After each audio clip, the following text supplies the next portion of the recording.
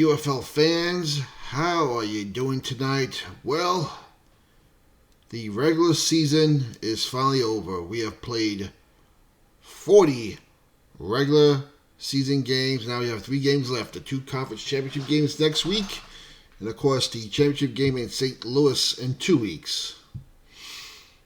The toilet bowl was just finished.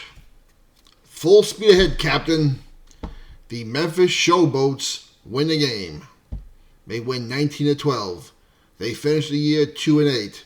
The Houston Roughnecks finished the season 1-9. And I cannot remember a time in any professional football league where a team managed to win its first game, its last game, and lose everything in between and beat the same team both times. I'm going to go on a limb and say that's a first in history. If anyone out there can prove me wrong, feel free to leave the comments down below. Oh, boy, I tell you. In typical Houston fashion, they managed to find a way to lose this game. Because you look at the stats, the Houston offense had 120 yards more in offense than the Showboats. They had almost 100 yards more in passing. They had 22 more yards in rushing. They had 6 more first downs. They had 13 more total plays. They had 6 minutes more in time of possession. And they managed to lose the game. Both teams only had 1 fumble the whole game.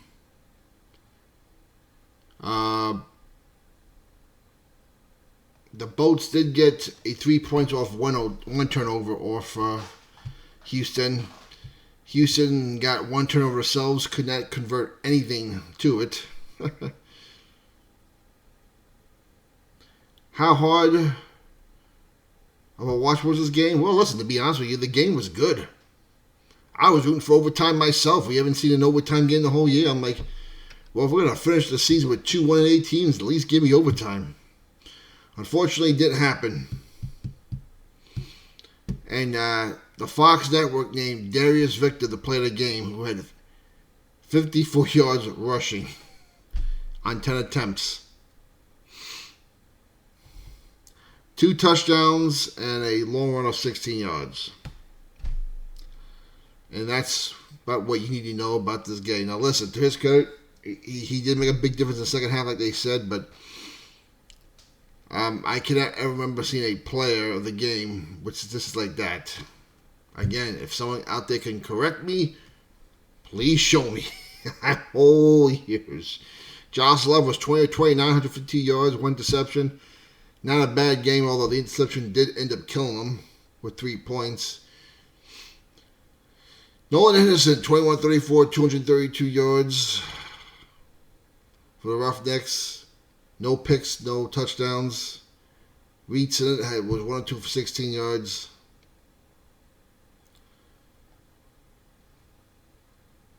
It was passing by committee. Nolan Henderson threw to about 6 different receivers. Josh Love threw to about, 8 different receivers. But, I mean, the game was good. I can't say it was a terrible game. It wasn't played terribly. It was a good game between 2 terrible teams. And as a result, the Memphis Showboats get the first round pick in every round, which I think is a good thing because I think John DeFilippo will be back. My guess. I would bring him back because, like I said, he did his first year with New Orleans. He was good. He had a good team. And he led them to the playoffs. He played the Stallions tough. This year, he inherited this crap team, and I think they should give him a year to get a team he wants. Now, as for C.J. Johnson, he has to go. I am going to say this again and again and again. The good news is the Roughnecks are moving back to TDECU Stadium next year. Now, if they're smart, you go find Drew Jones, and you bring him back.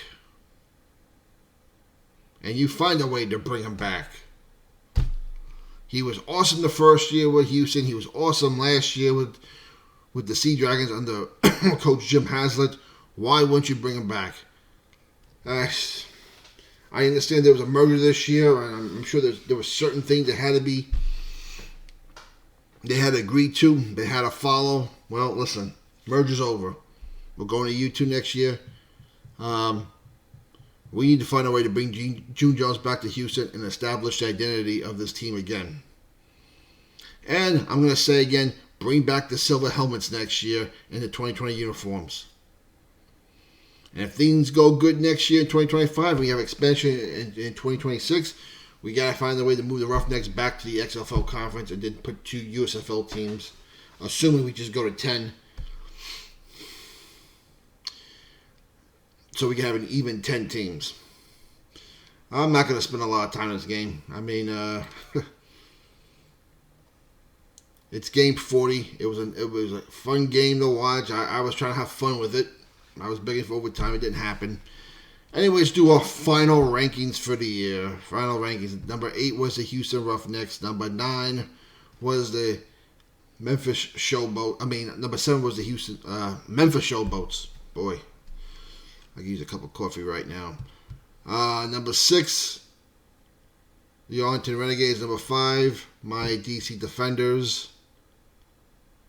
Number 4, oh, this is where it gets tough. I'm going to put the San Antonio Brahmas, Michigan 3, St. Louis 2, and of course Birmingham 1. That'll be the last time we do rankings for the year because season's over. Next week is the playoffs. We go on from there. Now let's talk about observations of Week 10. 1, I still think Birmingham's the best team. They beat a good Michigan team. I know they have not played well the last 3 to 4 weeks, but they're still winning games, and good teams find a way to win these games. Now, it should be interesting next week how these 2 teams play. You wonder how much... Well, listen, there's 9 weeks of film for each team to look at, so there are no secrets. The thing is, how much effort did these teams put in to play this game? Because it was a good game. It was a 1-point game. Which is my second point here. This is probably the most exciting week as far as competition goes of the UFFL season.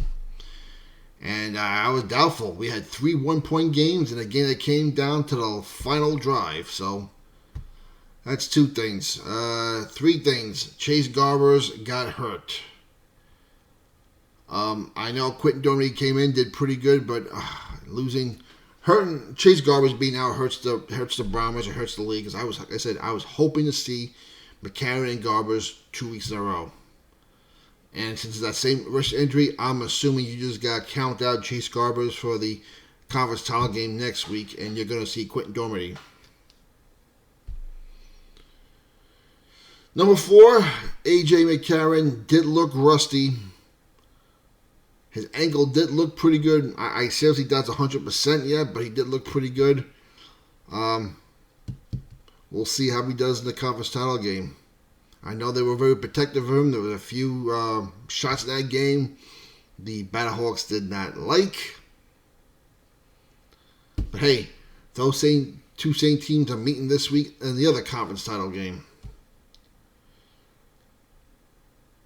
All right, observation number 4. The attendance. Once again, St. Louis drew 34,000 plus. Great job by St. Louis. I was impressed by my DC team. I was wondering how the fans would come for the first time, not knowing they're playing for nothing, and they drew over 13,000, which is over 1,000 higher than the last home game when they were playing for something. So, good job by the DC Defenders.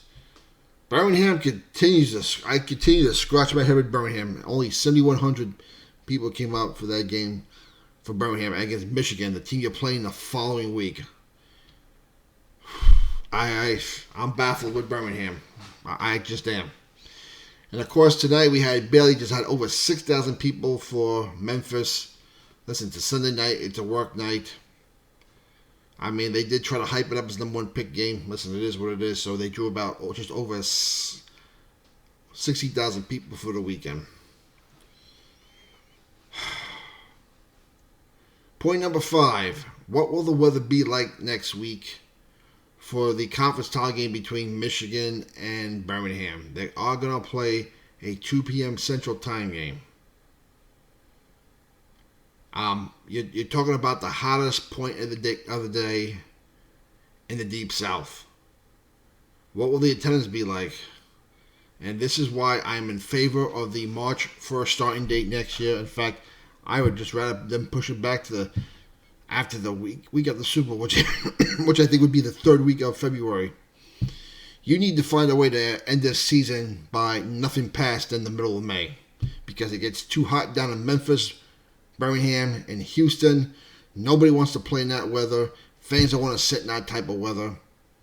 Let me give you an example. The Texas Rangers, for years, Choctaw Stadium.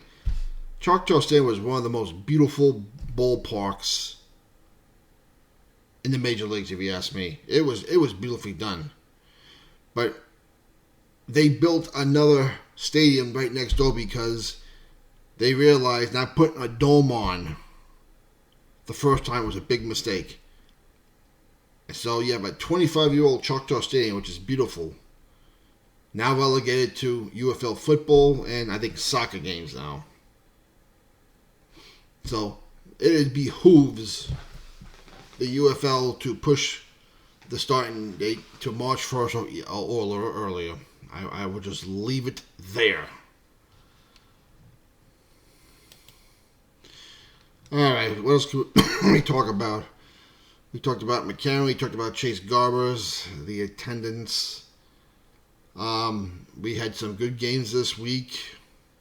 Most competitive week.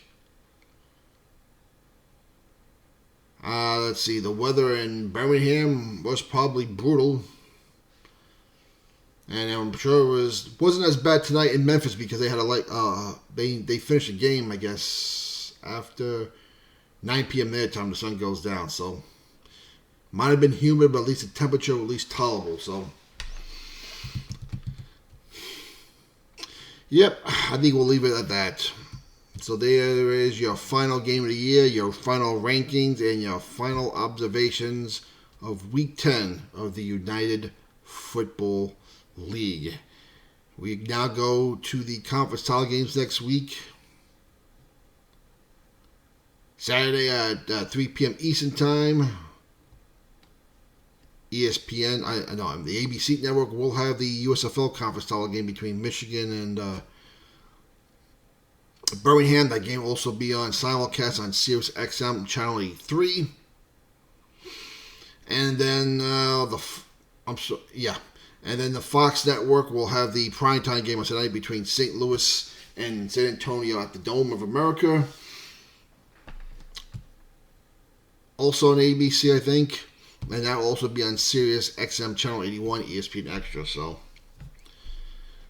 we're headed to the conference finals. Let me know what you think about the season. What should we do about next season? Suggestions. What could be done better? Should we hold off on expansion? I would for another year, because you got to find a way to build a better fan base in these cities right now with half these teams. And you got to hope that next year the records are more even. The teams are more. The teams are in it later in the year, so we don't have this problem we had this year. So for the love of football, we will talk to you later.